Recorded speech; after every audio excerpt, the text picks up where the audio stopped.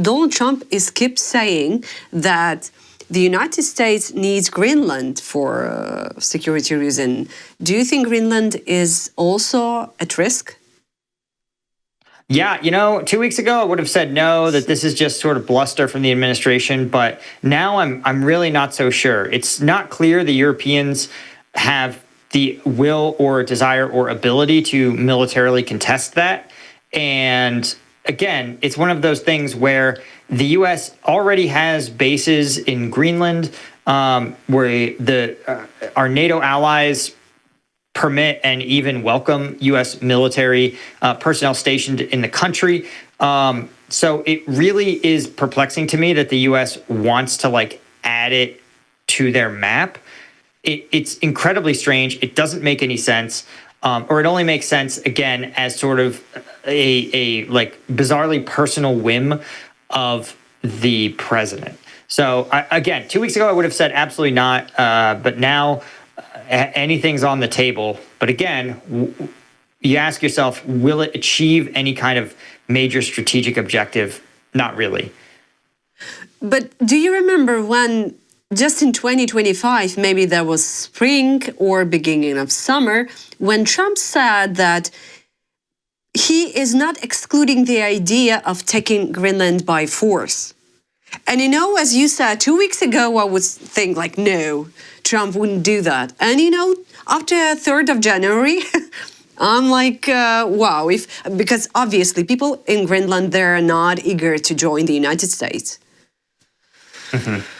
Yeah, and this is sort of the calculus that's so hard for me to figure out. So if you're Russia, and let's make this national security argument frame, I'm sort of skeptical at baseline. I think it's a little antiquated, but sure. Let's say that it's important for the U.S. military to deter Russia by holding Greenland and having military troop forces stationed there.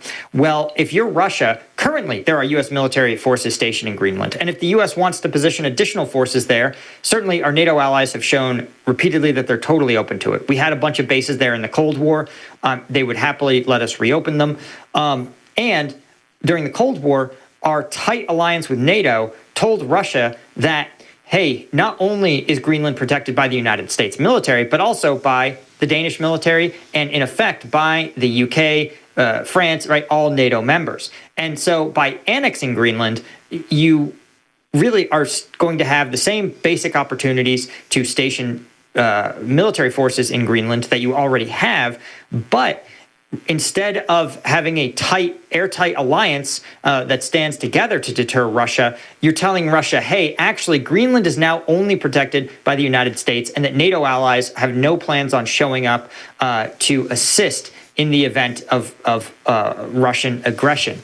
And that, I think, is, again, one of those things where you can achieve your same objective by doing way less and maintaining, again, the integrity of the NATO alliance, which is an additional layer of deterrent power against Russia. What do you think? What do you think they're gonna do with Maduro and his family? I think he's going to face the charges. Some of the charges, I actually think he'll get thrown out. Some of them are almost farcical. For example, they charged him with possession of a machine gun or destructive device. And in the United States, certainly possessing a machine gun without having proper licensure is a crime. But Maduro has not ever been in the United States, and he certainly hasn't possessed any machine guns here.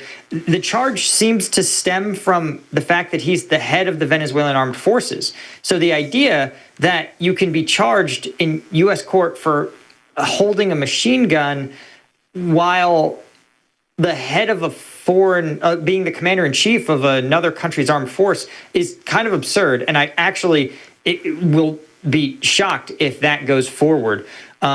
Again, unless there's something that I don't know about, if he was in the country somehow. Some of them, again, some of the charges might be more able to stick, right? The drug trafficking or knowingly participating in drug trafficking. But that also may be tough because to prove that in court, you have to have they may find themselves having to disclose sources and methods. For example, if the U.S. intelligence was tapping Maduro's phone and that evidence gets presented in court, well, now you've demonstrated to the Maduro's defense some of the capabilities of the U.S. intelligence apparatus. You also have even more complicated issues of specifics about U.S. evidence law.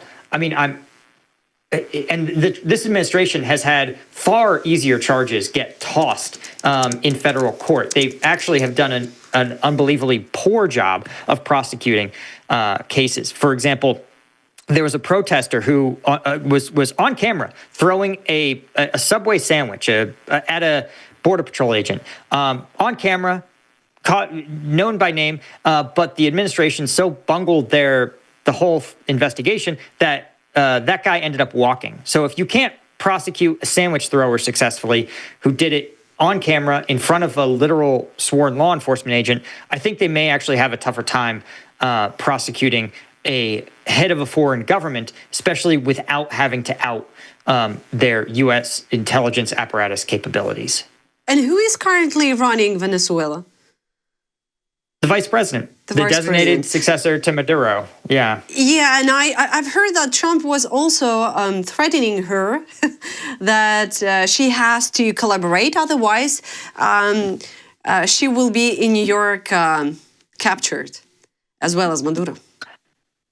Yeah, that seems to be the strategy now, is just to threaten to kidnap people until they do what you want. Again, the thing to remember is that, one, the Venezuelans may not be as wealthy or have as large a military as the United States, but they're not stupid. And the U.S.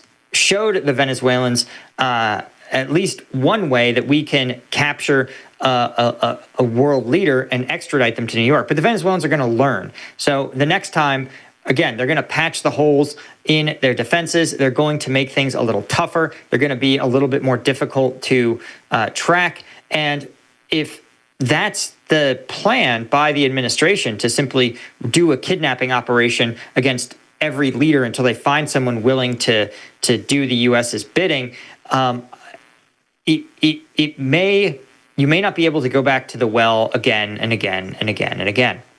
Right. And so that's, I think, probably I think that's a flaw in the plan. I mean, the plan is not this plan of coercing leaders with the threat of kidnapping until they do what you want is a really poorly thought out plan. And just getting back to the beginning of our conversation, if removing a leader does not remove a regime, as you said, what does this say about Western assumption that removing Putin alone would end the war in Ukraine? Exactly. I think that's, again, nobody likes these autocratic dictators, but they are produced by these systems. And ultimately, you look at Russian history and they haven't been outside of an authoritarian regime for more than a couple years out of the past century. In the past 100 years, you literally have the Tsar, you have Stalin, you have a series of autocratic Soviet premiers, and then you have a few years where Russia had a real functioning democracy, and then you have 2 decades of Putin. And so clearly the regime, there's something in the structure that produces authoritarian countries. And I think this assumption that an individual is the state, I think that actually says something about President Trump, who he himself seems to really think that. Like, he thinks that if he were to have a heart attack tomorrow, that somehow the U.S. government itself would like collapse into chaos. But and he can believe that and he can see himself that way, but that's not the reality. The U.S. government has persisted through presidents dying of natural causes, of assassinations.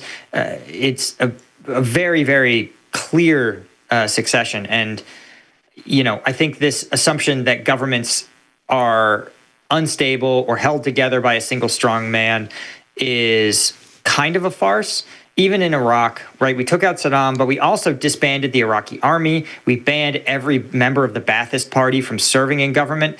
the U.S. went in and they didn't just remove Saddam, they actually deliberately took steps to completely wipe the slate clean of any qualified government officials. I think if they had done something different and kept more of those institutions intact, Iraq may have found itself under another different strongman, but they would have been more likely to have the chaos that emerged was not just because Saddam ended up getting arrested